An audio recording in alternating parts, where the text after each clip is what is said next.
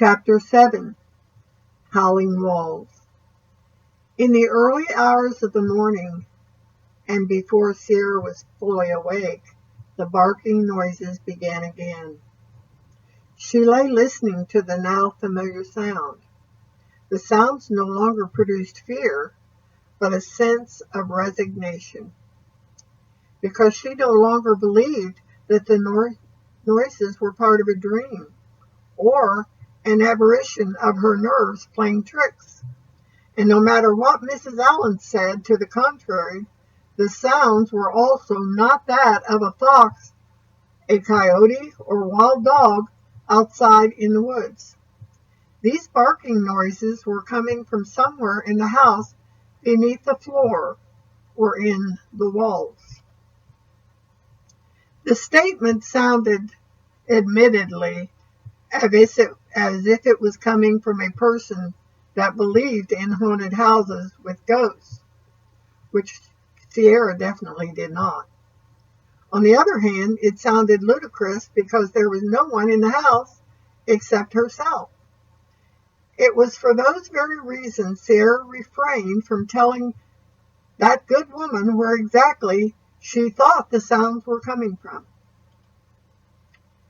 "Get out of the house and get some fresh air," she commanded herself, as she stirred oatmeal in a pan of boiling water. Continuing the conversation with herself, something that was at this point becoming quite normal for her, she added, "You've got cabin fever, and if you can't drive in the aftermath of this god-awful blizzard, at least take a short walk." It had mercifully stopped snowing during the previous night, and Sierra was confident that her tracks could lead her back to the lodge if she limited her walk to 15 minutes. So after rinsing the breakfast dishes and depositing them in the half-filled dishwasher, she put on her warmest jacket and set out to brave the frigid elements. Before exiting for the warmth of the interior of the building, Sierra took time to take in the beauty of the glistening frozen expanse of snow and ice. The morning sun was summer bright at the mid-morning hour as it streamed through the glass-covered solarium that was located on the eastern side of the building. The fresh, pristine snowfall spread before her gaze, glistening in colors like a faceted diamond catching the sun. As Sierra stepped out into the threshold, she inhaled deeply the sharp air that cut through her lungs like a knife blade. Then, laughing with glee like a child, she planted her feet into the snow, hearing the crack as the surface was displaced with each step. The effort recalled a childhood memory of sinking up to her knees as she and her playmates frolicked in the snow. A fresh rush of adrenaline induced by the deep breathing that was needed to propel her through the deep snow was intoxicating. However, within minutes, the exertion was enough to cause Sierra to head for the nearby copse of fir trees where the snow was less deep and she could walk a little easier. After a few minutes of focusing on placing her feet in the tree-rutted path, Sierra began to see signs of animal tracks among the brush. Curiously, she stooped to identify the tracks more closely. They were not bird tracks, she decided. Her inspection was in hope that she might be able to identify a woods creature hunting for nuts or seeds. As a girl growing up, family camping trips were frequent, and identifying tracks was another form of the children's IC game. The unmistakable identity of these particular tracks came to Sierra immediately and with a sense of vindication. Dogs, she pronounced with satisfaction as she bent over the imprints. Yep, here are my barking dogs, and large dogs at that, she muttered as she followed the paw tracks. These dogs had interrupted Sierra's sleep for weeks, and here in the snow was the proof that they were real. With renewed determination, she followed the tracks that skirted the woods and then turned into the trees. The fact that she was entering an unfamiliar area of the property did not register to Sierra immediately, nor that the tracks were not near the lodge and were in fact leading away from it. Her mind was focused on one thing only, and that was solving the mystery of the barking dogs and where they came from. At the clearing on the other side of the stand of trees was what appeared to be a road. Tire tracks had made wide ruts in the snow. Sarah looked around in confusion, unsure in what direction she had been walking. "What are you doing here?" a loud voice demanded, coming from behind her. "You don't belong here. This is private property." Sierra turned to face the direction of the sound. Coming toward her from the wooded area that she had just emerged from was the owner of the voice. Walking on either side of the man were two of the largest woolly mammoth-looking dogs Sierra had ever seen. Her attention became riveted in awe on the dogs and not on the man until he barked out his command again at her silence. "I said," he bellowed angrily, "what are you doing here? You're trespassing on private property." "I'm the house sitter at the lodge," Sierra retorted defensively. "Who are you?" "This isn't where you are supposed to be," the man went on in his loud, offensive voice, ignoring her question. "You should stay close to the house. It's easy to get lost in the snow, and you would freeze to death before anyone knew you were missing. I'll drive you back," he added curtly.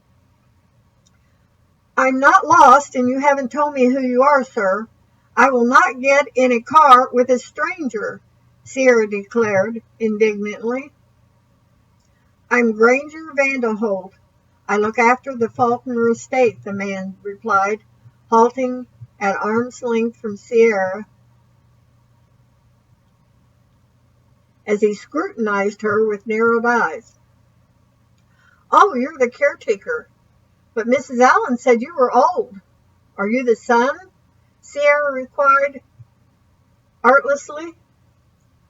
"I don't have any idea what you are talking about. I'm the only one here," he replied. The man all but roared the words at Sierra.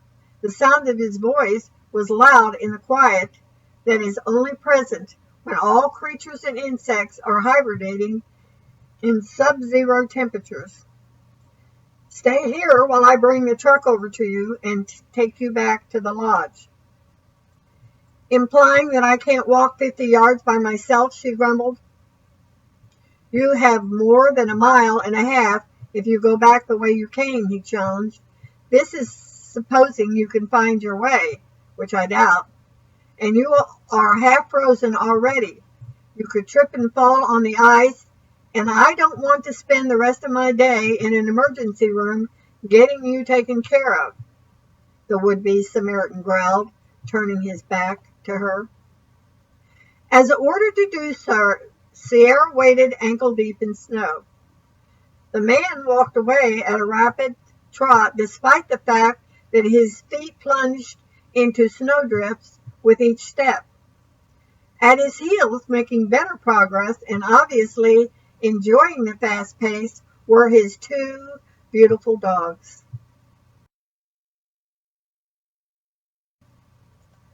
"I'm sorry about your wife," Sierra muttered, once strapped into the leather seat, with the two large canines standing sentry at her back in the expanded cab. The comment was a feeble effort on her part to dispel the coldness of the atmosphere that had nothing to do with the weather, for the truck's heater was quite warm, and under her wool coat she felt quite cozy. However, as Sierra gazed at the incredulous expression on Granger Vanderholt's face, she knew that she had made a serious error in judgment mentioning his dead wife, so she lapsed into silence. "You warm yet?" he asked. "Yes," she answered, "but I'm not half frozen. I have lived all my life in West Virginia. I am used to the winter." "Then why don't you wear a decent coat, or at least better boots, when you go for a walk in 10-degree weather?" the man replied grimly. "This is what I wear at home," she countered defensively, "and it keeps me very warm." "City clothes," the man spat out in disgust. "What a disagreeable man," Sierra fumed silently. "No wonder your wife died. She probably died to get away from a controlling jerk like you." After directing her silent tirade at the man seated next to her, she moved her gaze sideways to view the man's profile covertly. For all of the protestations of her own choice of winter outerwear, he was not dressed all that warmly either, she observed self-righteously. His attire consisted of a bulky suede leather jacket that was probably warm enough. Nevertheless, it was not the thermal parka that he was admonishing her for not wearing. Not to mention, although his feet were encased in heavy knee-high boots, his head was bare except for a woolen scarf wrapped around his ears.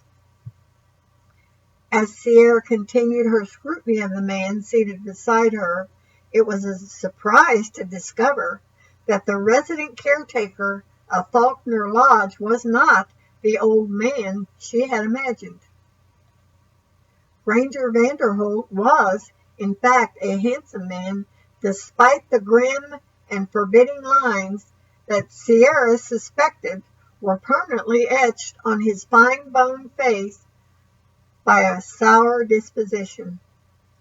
Here was a man, if her estimation was accurate, somewhere in his 30s, and probably not more than 40.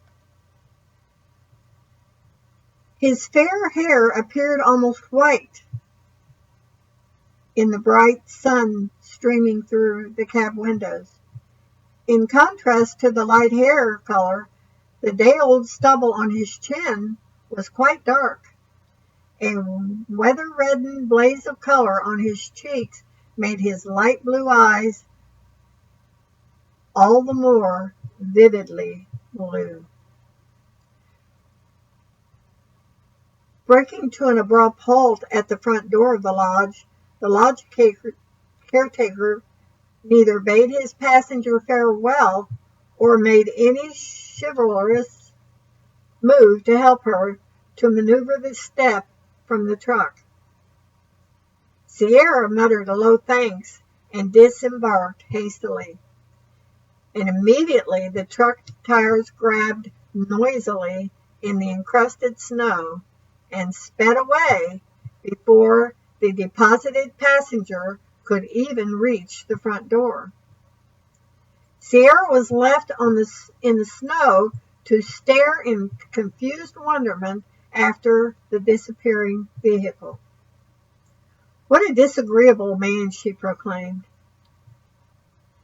But despite the rude encounter with the caretaker of the lodge, Sierra was happy to have discovered there was real live dogs on the property. But were these the howls she heard in the wall, she wondered? And was this man entering the lodge in the middle of the night while she was asleep? Did she dare call Mrs. Allen and accuse the caretaker of something that was only a suspicion? That thought made the isolation of the lodge and her own vulnerability as an employee that was replacing the dour caretaker's wife extremely uneasy. while preparing a hot drink to ward off the chill produced by her latest adventure into the snow, Sierra pondered her options. She was not childish enough to think that there were ghosts in the attic. Discarding the ghost theory, then, was her neighbor using his dogs to scare her and drive her away? But why, she wondered. Singular, Mrs. Allen had described the man. A gross understatement, Sierra decided. The conclusion had to be that the man was obviously a mean, disagreeable man, and he resented her intrusion at the lodge. Sierra put the man and his dogs firmly out of her mind as she set aside the pan of hot cocoa and viewed the cupboard for something good to prepare for lunch. The morning walk had sharpened her appetite, and she found herself in the mood to cook. It took the next 2 hours to assemble the ingredients for a meal, as lavish and varied as her provisions allowed. While waiting for the biscuits to bake, Sierra assembled a new grocery list and telephoned the market. Noticing that Connie had called and that there was also a call from Mrs. Allen, as well as her brother Harry. The next half hour was spent leaving phone tag messages. However, no sooner had she clicked her phone closed, Cornell Allen called her. "Monitoring your calls, hey?" Sierra chuckled silently. "Mrs. Allen, hi. I noticed you called me. I was out getting some air," she greeted the woman. "What a robust girl you are, my dear," Cornell Allen replied. "I'm sure that I want nothing more in this temperature but to get into my car at home, inside my garage, mind you, and step into a nice, warm, heated garage at the other end. Mercy, but it's cold out there." "It was 8 on that thing that hangs outside the solarium room," Sierra responded cheerfully. "But it was an invigorating, and when I came in, I couldn't believe how hungry I was. Guess what I'm cooking?" "What, dear?" Mrs. Allen chuckled. "Steak fried hamburger, canned sweet potatoes, mashed potatoes, and biscuits with gravy." "Want some?" Sierra offered in jest. "However do you keep that trim figure if you eat like that?" Cornell scolded in mock censure. "Well, I don't do this very often, but I was famished, and that was what I could put together," Sierra admitted. "My mom would be horrified. No green veggies. I ordered some, though. Do you think that Duffs will come out in all this? They took my order, but it is really deep out there." "Oh, yes," Cornell assured her. "They would have told you if there was to be a delay. But I do have a suggestion to make. Don't wander away from the house. Stick to the driveway as you leave, the property in your car, and the main highway when you go into town. It is easy to get lost and not safe in this weather." "Ah, yes," Sierra thought ruefully. The very words that grouchy handyman said. "I will do," she replied aloud. "Was there anything else?" "No, my dear, just checking in to make sure you are okay," the woman answered, her tone sounding light and matter-of-fact. "You sound like everything is going fine. And in fact, I think you might be enjoying yourself for a change. Am I right?" "Well, I was kind of feeling housebound this morning, but getting out helped me tremendously. I remember how much I liked to play in the snow when I was little," Sierra answered, wondering why she was reluctant to tell the woman about her meeting with the caretaker. Perhaps because she had an intuition that somehow the woman who was her only link to the outside world already knew. Giving the matter more attention, Sierra wondered, had the reclusive estate manager called and complained? Was that the reason for this call and the suggestion that she stay close to the house? So why had Miss Allen not mentioned it? Was she being paranoid because in suspicion of everyone, even this plump little grandmotherly woman who she depended on for everything, including getting paid at the end of this long winter? All of these questions swirled around in Sierra's thoughts like a windmill in a storm. You got quiet, Miss Colson. Is there something else? Cornell asked, breaking into Sierra's thoughts. No, I mean, yes, you were right. She improvised quickly. I saw dog tracks outside, so that was what you said. I knew we would figure it out, Cornell responded. Now you can just relax and not worry. As long as you stay close, all will be well. Yes, Sierra agreed. She had given the woman an opportunity to tell her about Mr. Vanderholt and the dogs. Cordell Allen, without a doubt, knew about the dogs being on the property, but for some reason was being secretive. A sad disappointment came over Sierra that she tried to keep out of her voice. All is well here, she responded. Then I'll let you go, Cornell answered. Okay, bye, Sierra replied, hanging up the telephone receiver. She was now very unsure of both Cornell Allen and Granger Vanderhobel, the two people that she was to rely on for help in this isolated wilderness.